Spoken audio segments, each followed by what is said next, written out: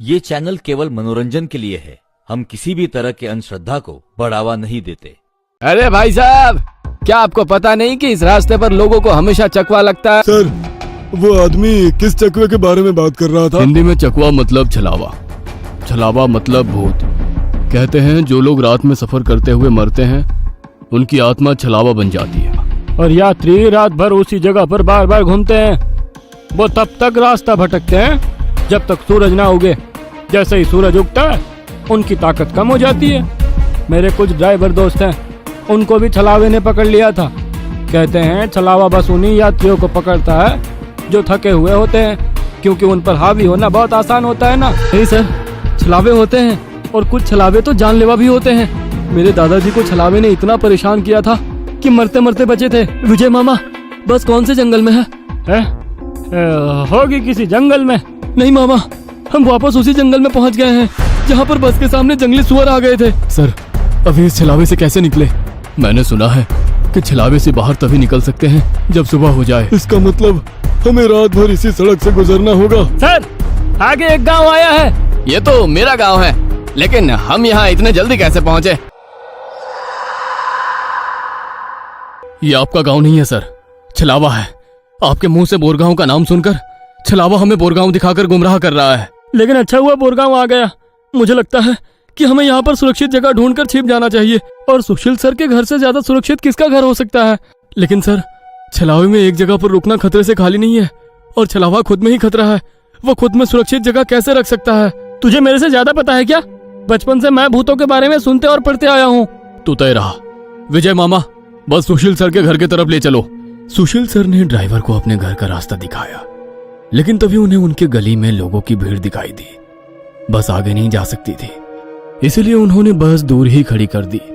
भीड़ में खड़े लोग जोर जोर से रो रहे थे और भीड़ का रुख सुशील सर के घर की तरफ ही था। भीड़ के रोने की आवाज सुनकर वे सभी लोग डर गए। सुशील सर बस से उतरे और भीड़ में घुस गए। उनके पीछे पीछे सभी भीड़ में घुस गए। वह सभी भीड़ को चीरते हुए सुशील सर के घर के सामने जा पहुंचे और आगे का नजारा देख उनकी रूह कांप उठी, क्योंकि जमीन पर खून से लथपथ 4 लाशें पड़ी हुई थी। और वो लाशें थी सुशील सर के बीवी बच्चे की और उनके माता पिता की। उन सभी की किसी धारदार हथियार से गला काटकर हत्या कर दी गई थी। खुद के परिवार की लाशें देखकर सुशील सर का दिल सहम गया और वो रो पड़े। ये क्या हो गया? किसने मारा उन्हें? उन्होंने रोते हुए एक आंख वाले बूढ़े आदमी से पूछा। आज तुम्हारे बीवी ने चाकू से तुम्हारे बच्चे का और तुम्हारे माता पिता का गला चीरकर उन्हें मार डाला और फिर खुद का गला काट कर खुदकुशी कर ली। क्या? लेकिन क्यों?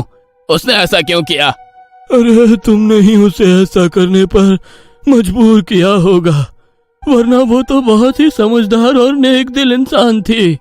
क्या? शादी के इतने सालों बाद भी मैंने उसे कभी रुलाया नहीं है और आप मुझ पर इल्जाम लगा रहे हैं? तुमने ही उसे ऐसा करने पर मजबूर किया है। ये लो चाकू और अपनी जान देकर अपने गुनाह का प्रायश्चित कर लो।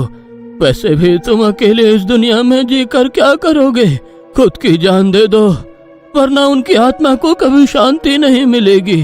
न जाने सुशील सर को क्या हुआ, वो उस आदमी की बातों में आ गए। ऐसा लग रहा था कि वो उसकी बातों से वश में आ गए थे।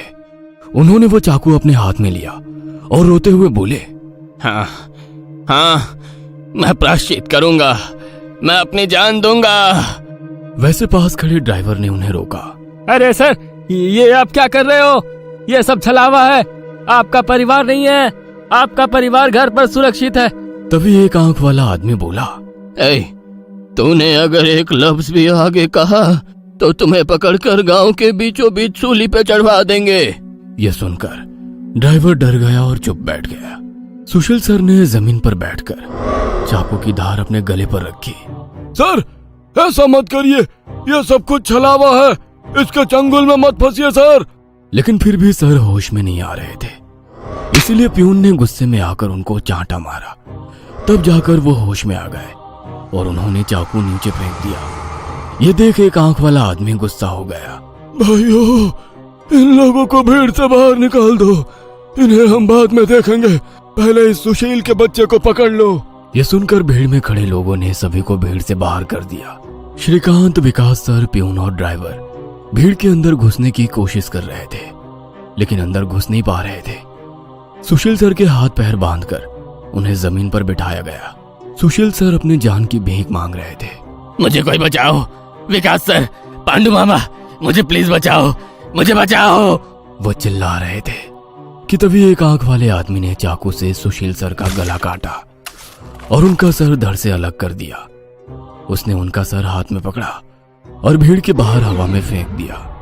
वो सीधे श्रीकांत और श्याम के सामने आ गिरा। वो दोनों चीखे। तब एक आंख वाला आदमी बोला, भाइयों, इन शहरी लोगों ने सुशील को बचाने की जरूरत की है, उन्हें भी पकड़कर उनका गला काट दो। वैसे भीड़ में खड़े लोग इन सब लोगों की तरफ मुड़े। वो गुस्से से इनकी तरफ देख रहे थे।